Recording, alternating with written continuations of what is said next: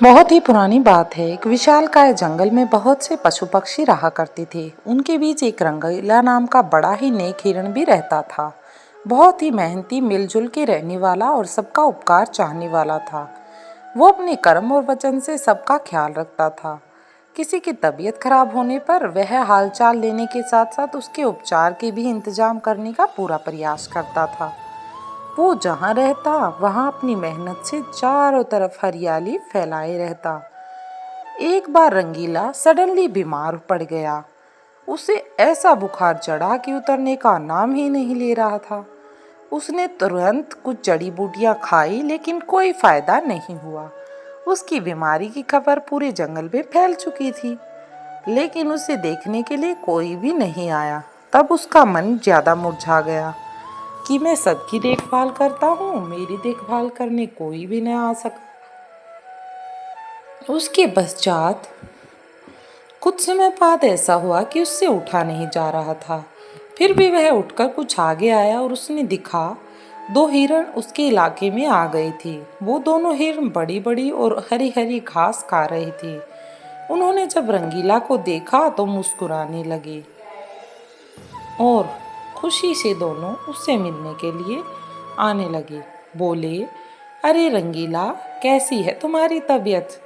हम तो तुमसे ही मिलने आए हैं, तुम्हारा हालचाल जानने आए हैं। दूसरा हिरण, हाँ रंगीला, हमने सुना है तुम्हारी तबीयत बहुत खराब है, हमसे रहा नहीं गया, इसलिए हम चले आए तुमसे मिलने के लिए। रंगीला ने जब ये सब कुछ सुना तो फिर उन्होंने पूछा, अब बताओ कैसी तबीयत है? रंगीला बोला, तबीयत में कोई इतना फर्क नहीं आया, लगता है कोई दूसरी दवा लेनी पड़ेगी। वो हिरण बोला, हाँ हाँ, अच्छी दवा लेना, अपना ख्याल रखना, तुम आराम करो, अब हम चलते हैं, तुमसे मिलने फिर आएंगे। रंगीला मुड़कर अपने अड्डे की तरफ चला और इधर यह दोनों हिरण फिर से रंगीला के इलाके की हरी हरी घास खाने लग गए। उन दोनों में से एक हिरण बोला, इस जगह के बारे में जितना सुना था उससे भी अच्छा पाया। रंगीला ने बड़ी मेहनत से ये गुलशन सजाया है और इसे हरा भरा बनाया है। चारों तरफ हरियाली ही हरियाली है। देखकर और खाकर तबीयत हरी हो गई। कुछ रंगीला से मिलने के बहाने फिर आऊंगा। वहीं पर दूसरा हिरण बोलता है, मुझे रंगीला की तबीयत से क्या लेना देना, मुझे तो इस इलाके की हरी हरी घास खानी है, मैं भी तुम्हारे साथ कल आऊंगा। इस तरह से दोनों रंगीला के इलाके से जाने लगे। दोनों हिरणों का जब पेट भर गया तब वे वहां से चले गए।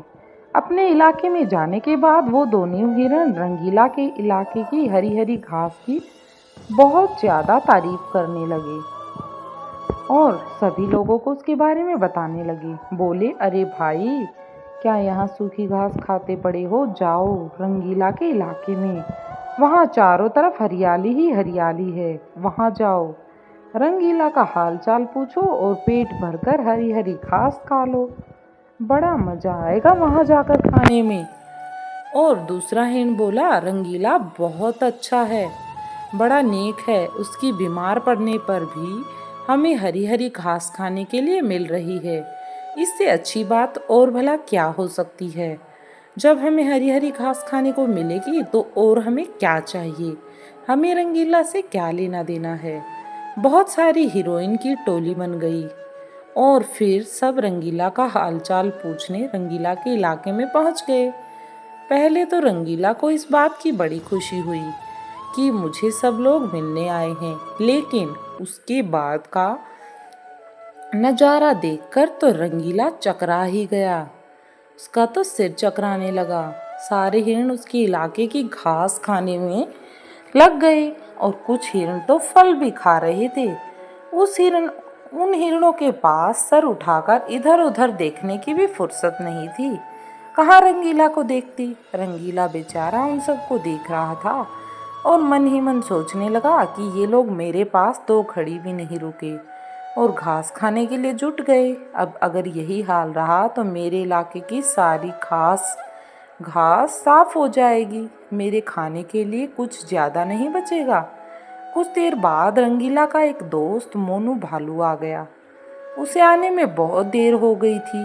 वह आते ही उससे माफ़ी मांगता है और फिर कहता है, माफ़ करना मेरे दोस्त, मैं तुम्हारे लिए दवाइयों की तलाश में गया था और आने में थोड़ा लेट हो गया। मुझे कुछ समय लग गया, पर देखना अब मैं तुम्हें जल्दी ही ठीक कर दूंगा।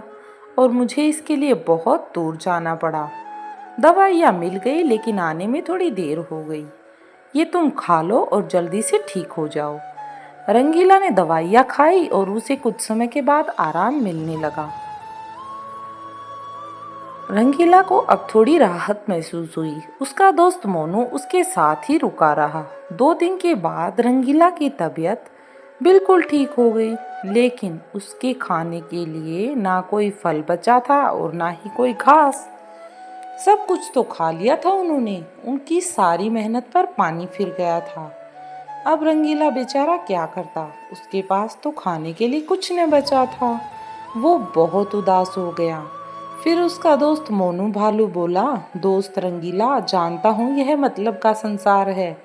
ज़्यादातर सब दोस्ती का दिखावा करते हैं, सब अपने फायदे की सोचते हैं। तुम चिंता मत करो, हम दोनों मिलकर फिर से गुलशन सजाएंगे और तुम्हारे इलाके में हरियाली लाएंगे। इस कहानी से हमें ये शिक्षा मिलती है कि मन में कपट रखने वाले मित्र दुश्मन से भी ज़्यादा खतरनाक होते हैं।